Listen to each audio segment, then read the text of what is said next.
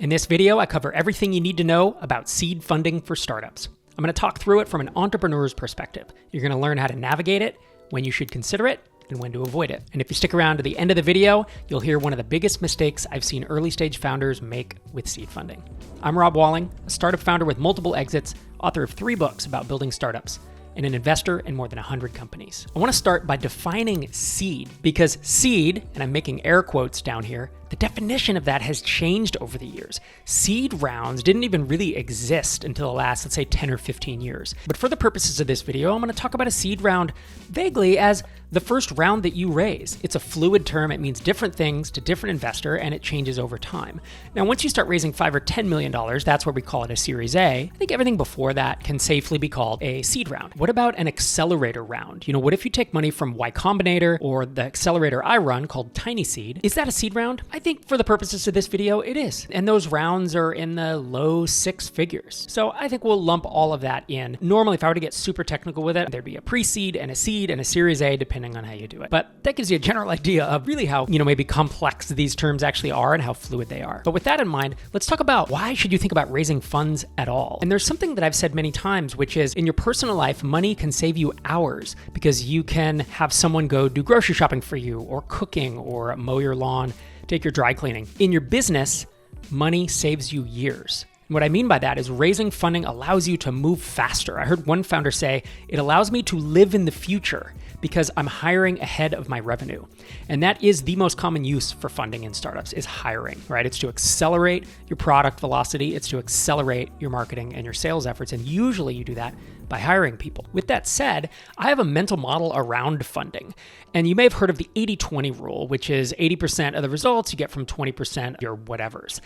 I have the 1-9-90 rule, where I think of all the tech startups in the world that are going to be high growth and should even consider raising some kind of funding. I think around 1% of them should consider and go after venture capital. And I think around 9% should consider or go after what I'm calling indie funding and seed rounds. I'll define indie funding in just a second. But I think a seed round without the expectation of raising venture later is actually quite helpful for a lot of companies. And then I think 90% of companies should probably bootstrap. So that's my 1-9-90 model. Another reason to raise funding that a lot of founders don't realize or a lot of people don't talk about is with funding, oftentimes you can get good advice from them, you can get mentorship, you can build out your network and even have a community of other founders who've been funded by that same fund or by that same investor. I mentioned earlier that I run an accelerator. It's for bootstrapped SaaS founders. And I would estimate about 3/4 of the founders who apply to Tiny Seed tell us they don't do it for the money. They say, we don't need the money, but we're doing it for the mentorship, the advice, the community, the guidance, people who have been there and done that before us and can help us navigate these waters. Because when someone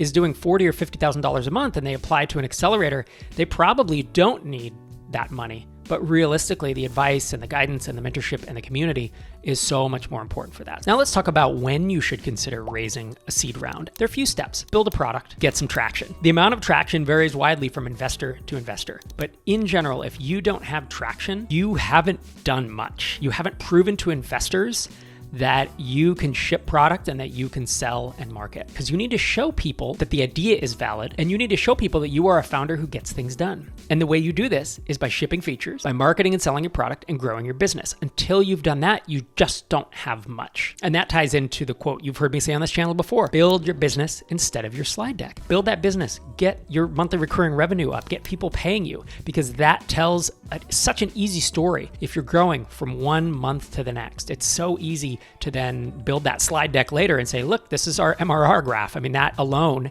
is what a lot of investors look at in addition to market dynamics. And realistically, growing revenue month over month is absolutely the best way to get the attention of investors. And so wrapping up this thought of when should you raise a seed round, I mentioned get some traction, but it varies based on investor. We at Tiny Seed require $500 MRR to apply. And we have funded some slightly below 1,000, but usually, the majority of our companies are in that 2,000 MRR up into the 30s, 40s, and $50,000 a month. It's a pretty broad range. And some investors may want you to be further along on that and they want to invest at a higher valuation. There's a lot of seed investors that if you build a business to $10,000 a month and you're growing well, I don't think you're going to have a terrible time going out and trying to raise funds as long as it's not a really hard economic time. Now, one thing to keep in mind is the type of investor that gives you money influences what kind of outcome they want and what they will push you to do. So angels, friends and family, sometimes they're motivated heavily by money, and sometimes they want to just support you and they want to give back. And so they're not going to put a bunch of pressure on you to grow quickly. Traditional venture capital pretty much always wants a moonshot. They want $1 billion, deca-billion-dollar valuation. And so if you build a business to $10 or $20 million,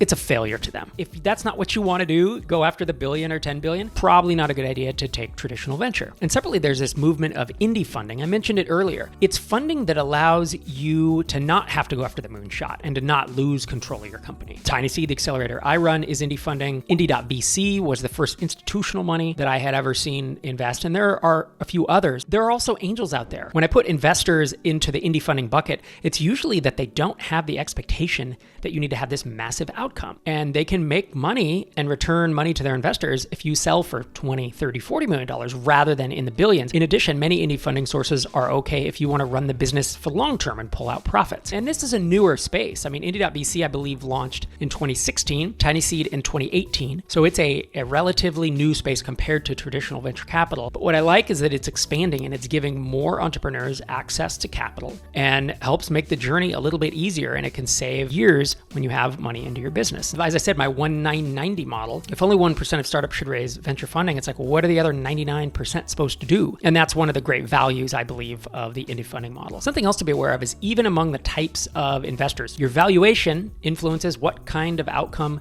you can go for. So if you take a seed round at a $2 million valuation, then the investors will probably be pretty stoked for a $20 million exit, right? Because that's a 10x return on their money. If you take money at a $20 million valuation, they are probably not going to be stoked for a $20 million exit. And they're probably not going to be stoked for even a $40 or $50 million exit, because a 2.5x return on an investor's money, it isn't worth it for the risk, because there's so much risk investing in startups. You know, the higher valuation comes with more strings attached. And I do think that some founders don't think that through, that it can be advantageous to you if your goals are to sell at 20 or 30 million to take money at a lower valuation, because that it then is a win for you and it's a win for the investors as well. Last thing is to beware of uncommon or founder unfriendly terms that can blow up your cap table. Selling equity in your company or raising a SAFE, which is a Y Combinator note, a promise of future equity.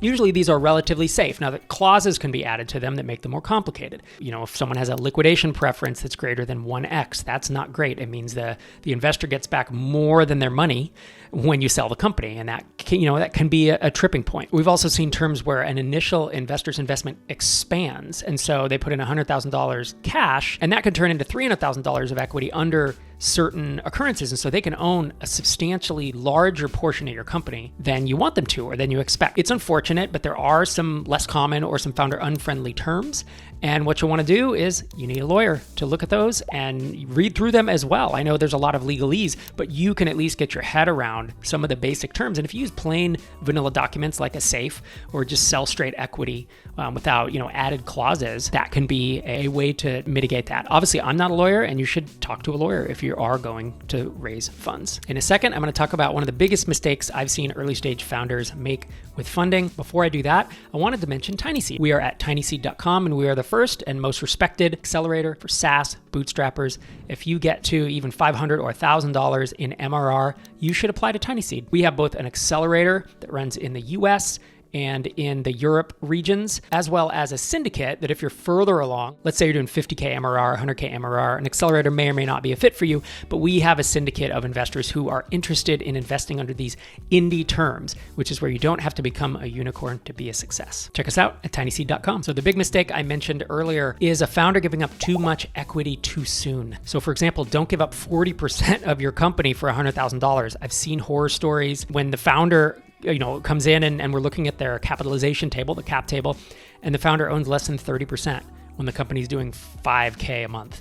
That should never happen. If you're raising funding, a loose rule of thumb is sell between 10 and 20% of your company with each round. So that maybe an accelerator round, you sell around 10 or 12%, then a seed or a pre-seed round, 10 to 20, and then a Series A and a Series B. If you're not going to go on and raise the series from venture capitalists, that's fine too.